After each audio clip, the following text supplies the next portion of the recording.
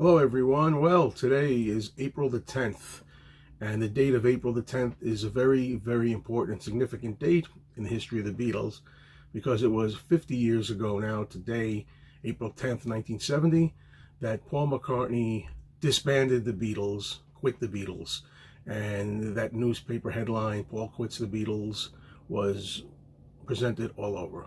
So, on this particular day, a lot of people feel sad. I mean, nobody likes to see something they love come to an end. You know, the Beatles were such a great force in music, and it's an unhappy thing. For me personally, not really the most miserable experience, because I mostly grew up after the Beatles, and I became a real diehard Beatles collector and fanatic after the Beatles split up. So I grew up with the Beatles, really solo artists in the 70s, and I also think that it was a good thing that happened, because actually, would you really want the Beatles to go on into the 70s and 80s and 90s and beyond and so forth? If John had and George had survived, would you really want that to happen? I think the Beatles left at a time when they were on top of their game, and one of the beautiful things about the Beatles having disbanded in 1970, early 1970, is that they never really had a chance to have a real bad album or anything mediocre. Everything they did was top-notch, and they went out on top. So as a result of that, their reputation and their legendary status and their history is pretty much perfect. So I'm okay with that. I've always been okay with the Beatles split. And after the Beatles split up, you wind up getting not one, not two, not three, but four different avenues of music to explore. We have all that wonderful stuff from the Beatles in the 60s, and then when we get to 1970, we split up and get four different avenues of a lot of wealth of good material. Not all of it great, not all of it the best, but a lot of good stuff in there. And I urge a lot of people who kind of stall after the Beatles broke up, or stall in the early 70s and stop, to really go beyond that. So there's a little bit of a pitch for you. But what I wanted to say about the Beatles breakup is that I've always felt that Paul McCartney betrayed the other Beatles, and in particular John Lennon. And I say that because although the headline came April the 10th of 1970, John Lennon himself had told Paul and the others in a meeting in September of '69, which was 7 months earlier, he pretty much wanted a divorce and he was finished with the Beatles. And everybody just went white, Paul, and at that time in September of '69, what was asked of John was, please keep it quiet, keep it hush hush, don't say anything, don't tell anybody. And John, even though he could be a hothead, kind of acquiesced and decided he would do them the favor, so to speak. Okay, we'll pretend business as usual, and I won't make an announcement. And then 7 months later, Paul turns around, and the headline is, Paul quits the Beatles. And what I think is really hypocritical about that, in a way, is that Paul actually was the one out of the four who fought for the Beatles and wanted the Beatles the most. I mean, Paul really tried to keep the band going, and keep on having them work and record new stuff. And I credit Paul for that, by the way. I think it was great that he kept trying, and I really give Paul kudos for that. I think it was fantastic that he really tried to hold the band together and keep it going. But he was the one who really wanted the Beatles. Then he turns around, hey, I'm the one that's leaving. I think after he told John to shut his mouth and keep it cool and be in his back pocket. So I don't think that was the right thing to do.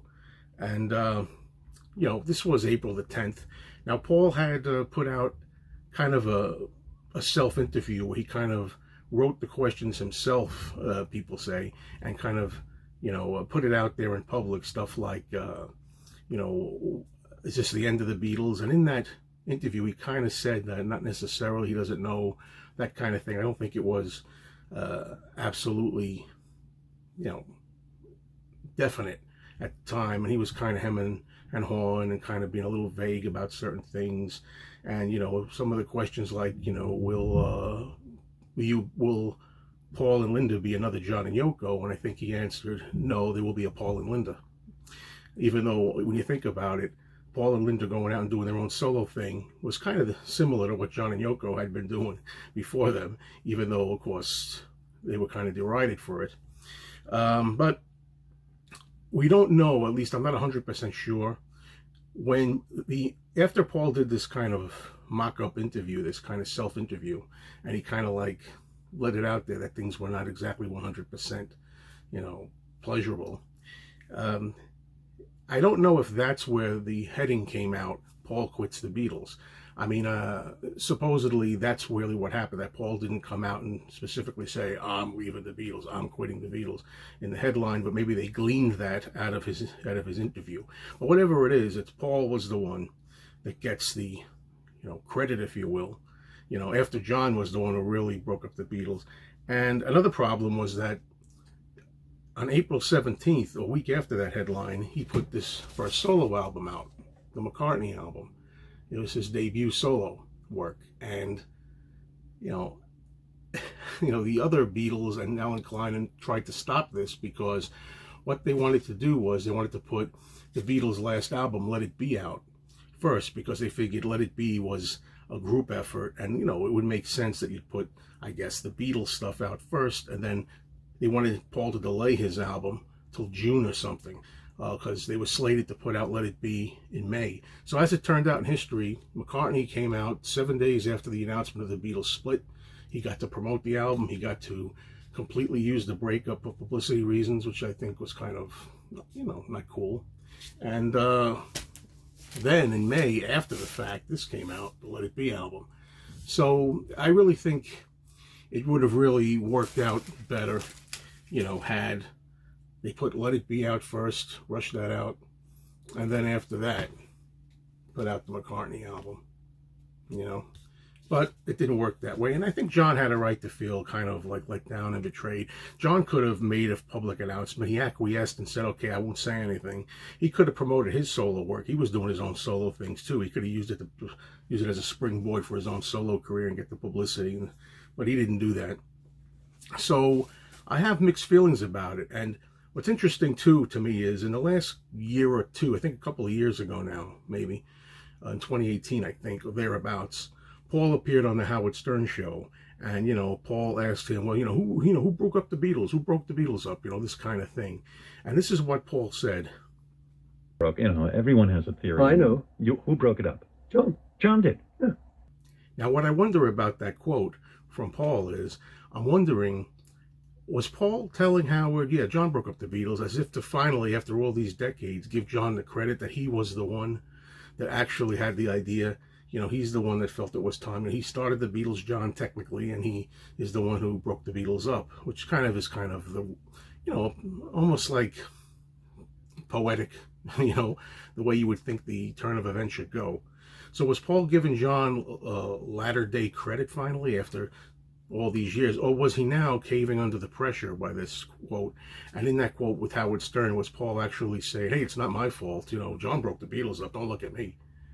I don't know if it was actually finally giving him belated due for that decision, or if it was that Paul's tired of being the one that gets blamed all the time. So take that as you will. But anyway, 50 years ago today, the Beatles split up, and I'm sure had I been an avid fan at the time, and myself, if I was a teenager or something, I would have been very, very upset about it.